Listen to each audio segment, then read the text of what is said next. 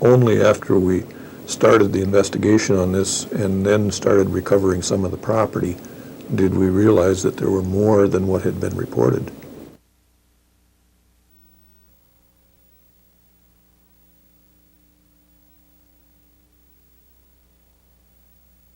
C-SPAN's coverage continues throughout the rest of the evening, at least until midnight, and we'll be back.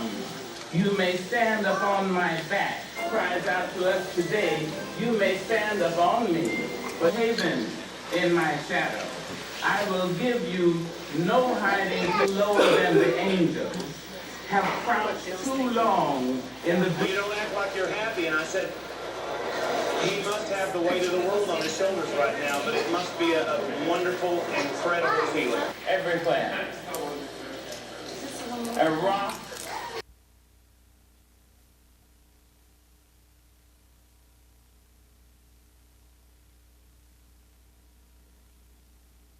Hope that it continues, because it's important for them to get out into the state, and this is an opportunity for them to do that. You know, we can go down and do all the talking we want and telling them what we have here, but if they've never seen it, it doesn't have the same impact.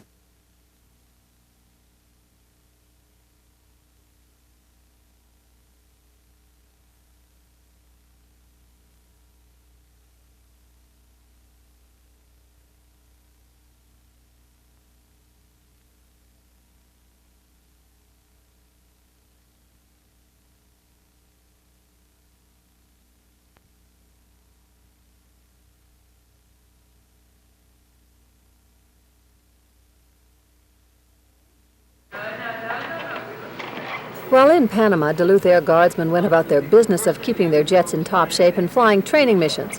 But when not working, many of them took the time to learn about the people of Panama. What they found was a hard-working people living in poverty. When you see people that are striving that hard to make something of themselves, you just want to help. Sergeant Dick Ritchie felt so strongly that when he came back to Duluth after his stint in Panama, he began a clothing drive that netted about 2 truckloads of goods.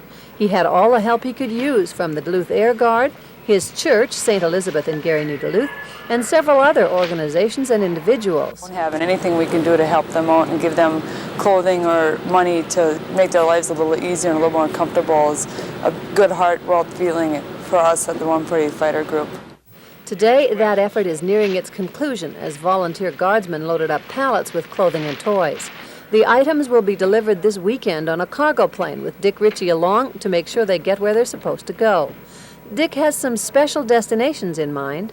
One is an orphanage, another a senior citizens' home, and finally, to help the people in the small fishing village of Arenosa, Panama, where poverty is rampant. It reaches out and it touches you. You feel like you have to do something. I'd hate to see an action like Somalia occur in Panama when we can help now. For Dick Ritchie, the time he spent in Panama wasn't about training for war, but rather about training to protect and serve the people of this nation and anywhere in the world that suffering and oppression is found. At the Duluth Air Guard Base, Barbara Riles, News 6.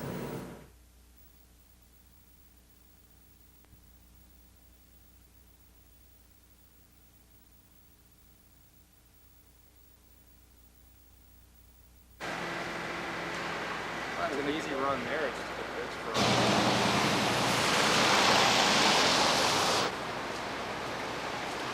For the mushers, they wanted more of a basic hearty type meal, so we did ribs and lima beans and potatoes. And then for the executives or the high rollers, you know, we had a game feed of squab and pheasant and turned vegetables. Well, it's very important, you know.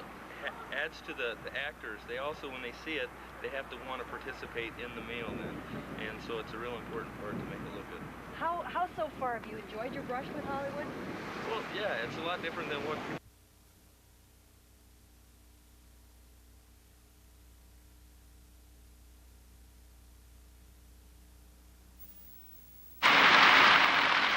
Drive down the streets of Duluth and you're in for one rough ride with potholes and bumps in your path at every turn. And unfortunately, what's happened, because they've been let go for so long, most of them, or many of them, are not at a point now where they can just simply be repaired. They have to be totally reconstructed. Today, Mayor Gary Doty and city officials outlined a massive plan for fixing up the streets. But with 335 miles of bad roads, they've got their work cut out for them. The improvements will take at least 25 years and $150 million to complete. We know today that pavement technology is such that you can take a street that's built today and maintain it. If it's maintained well and it's managed properly, we can take that street and manage and keep it in a good condition for over 50 years. Homeowners will be responsible for 25% of the repairs to residential streets. During the first year, 3/4 of the money will come from federal funds left over from the I-35 project. But with so many streets in bad shape, which ones will be repaired first? Officials today were reluctant to say which were the worst. What we want to do is remove the politics from the street process. We want to do those things that need to be done. I don't look at East End, Central Hillside, West End, West Duluth. I look at the city of Duluth as a whole, and where the need is, that's where we're going to provide the service. To remove politics from the streets and replace it with a smooth surface, officials plan to use the latest in laser technology to determine which streets need immediate attention. No doubt residents have a few suggestions. In Duluth, Amy Rutledge, News 6.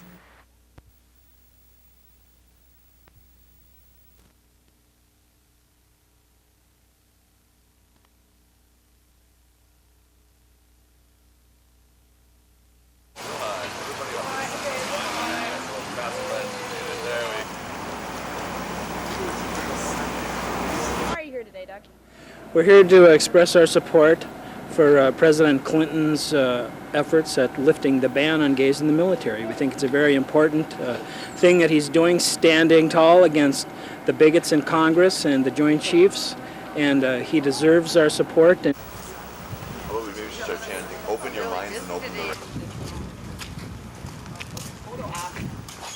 Open your minds, open the ranks, open your minds, open the ranks, open your minds, open the ranks, open your minds, open the ranks, open your minds, open the ranks.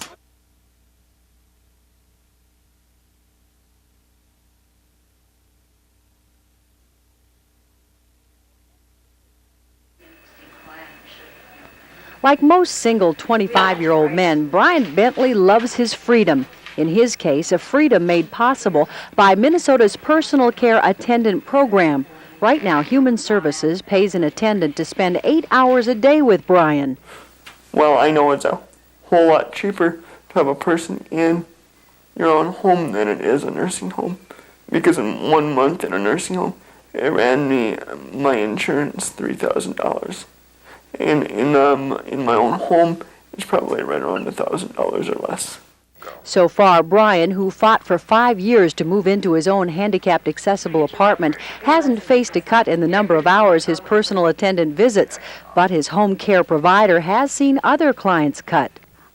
I already feel that many of them are operating at levels that are so minimal that I almost question their safety, but we are within the guidelines of the program, and as much as is being allowed as could possibly be hoped for in some of the cases. Sandy employs 25 personal care attendants. The state mandates how many hours each spends with clients, how much she can charge, and how much she pays her employees. This is the second year the state has failed to approve a 30-cent an hour increase in the fees charged by home care providers. They expect raises. There's not that much area between what we pay the employees and what we are allowed to bill, because that's also mandated. The state's personal care attendant program has grown dramatically, and while the program is cheaper than institutionalization, supporters say the focus shouldn't be on savings. They say it should focus on the quality of life it provides. I can come and go as I please. I am awful. I'm technically more the boss.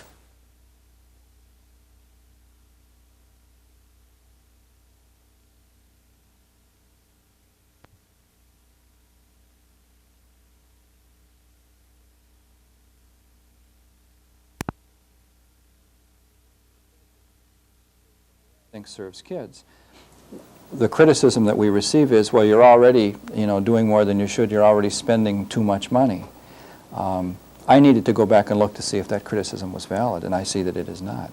According to a statewide report, Superior has the lowest spending per student and would need to increase the budget by $5.4 million for spending to reach the state average. Now, some people might praise them for keeping costs down here, but Superintendent Kennanen says a fiscally prudent school district isn't necessarily in the best interest of the students.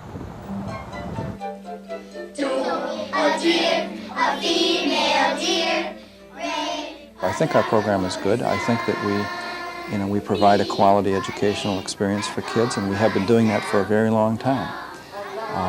What worries me a lot, however, is whether or not we will be able to continue to do that, at this level and at this spending pace, whether or not we are actually serving our kids adequately. Maybe we are not providing for them all that we should be. Teachers have mixed feelings about the implications of this report. I feel that we do manage our money very well in the district. It seems to me, I've been in the business 4 years here, and it seems very well run in this district. I think we use our money well, but we've just been shortchanged in the state. We should be getting more money. There shouldn't be a burden on the taxpayers at all. Superintendent Kennanen says, unfortunately, due to lack of state support, local backing for education needs to increase. In Superior, Janine Johnson, News 6.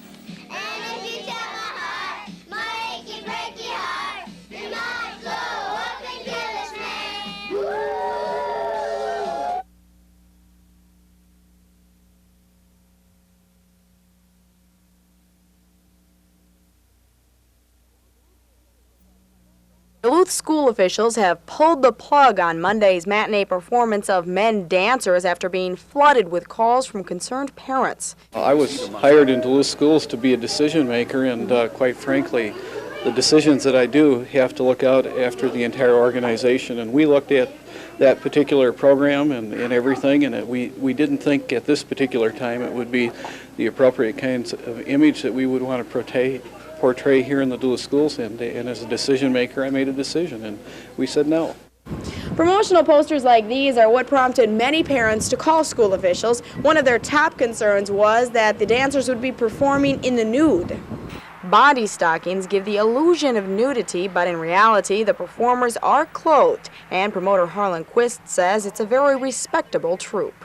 I think, there's nothing dangerous, there's nothing untoward, there's nothing wrong about this performance. Quist says he understands officials' reasoning, but was still caught off guard by their decision. And in no way do I blame the school for its decision. It was certainly shocking, to me, because there was a lot of investment of time, and there is going to be a lot of investment of money in the children's matinee. Despite the district's disapproval of men dancers, any financial commitment toward the event will be taken care of, and students will still be allowed to attend Monday's matinee, providing they have written approval from their parents. In Duluth, Janine Johnson, News 6.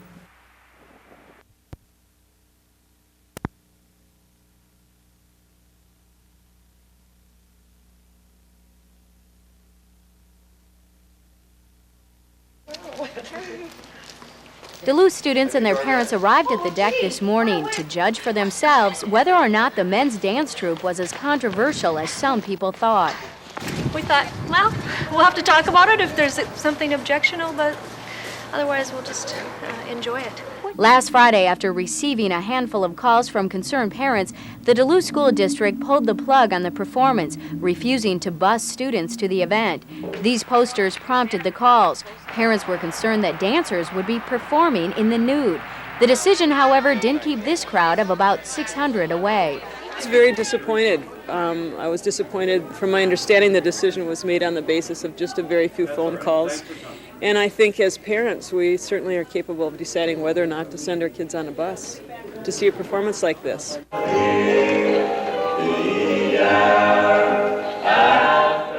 The troupe was fully clothed as they performed an historical overview of men in dance. As for the kids, they enjoyed it. I like the music and the moves that they did. It's kind of neat. What about you? I think they're really in shape and really flexible. And parents found little to criticize. It was wonderful. Their costumes were appropriate for kids and the performances were appropriate for kids. Promoter Harlan Quist says it's been a rocky past few days, but says he harbors no hard feelings against the district. So we're going to do workshops within the schools from now on elementary, junior high, and senior high level, and the program will expand. nothing negative has finally happened out of all this atmosphere. It's become a very positive and a very favorable climate to continue to bring dance to Duluth in. The dancers themselves also agreed their trip to Duluth, though clouded by controversy, had been a positive one. I think it actually was a very good thing because it made everyone aware in this community and maybe some other communities. People here agreed. In Duluth, Amy Rutledge, News 6.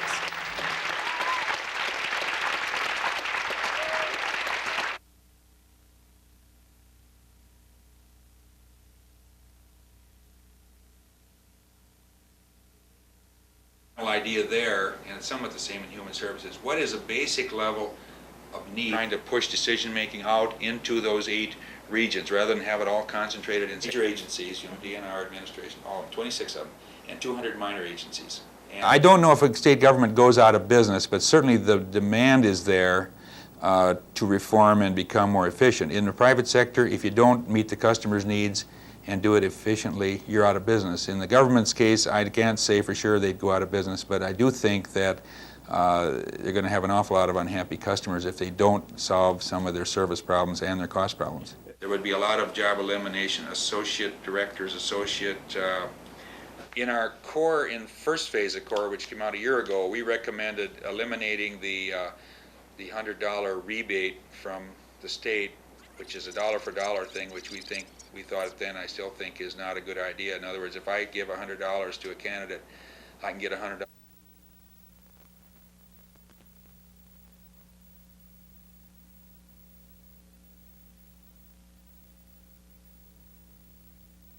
Family unit. Does anybody have any questions? As a result of other incidents that we've stopped the vehicle. Ever thought about what could happen here? And that's the whole idea behind the types of injuries that result from not buckling these kids up in the restraint devices is very traumatic for them. They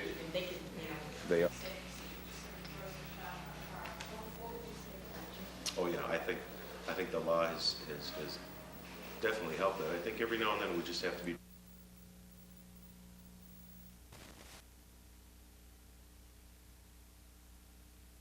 Just don't go down below.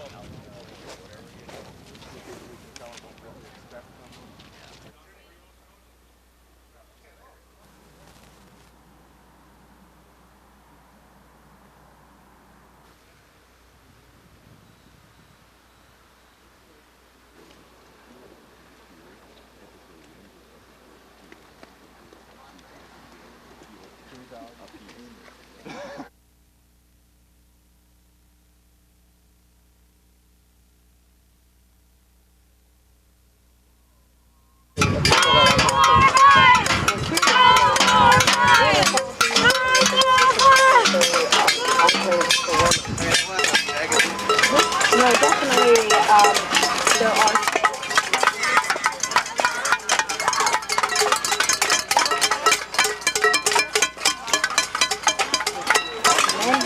The majority of the people here are women, and this is a cause that everybody's concerned about, Barbara.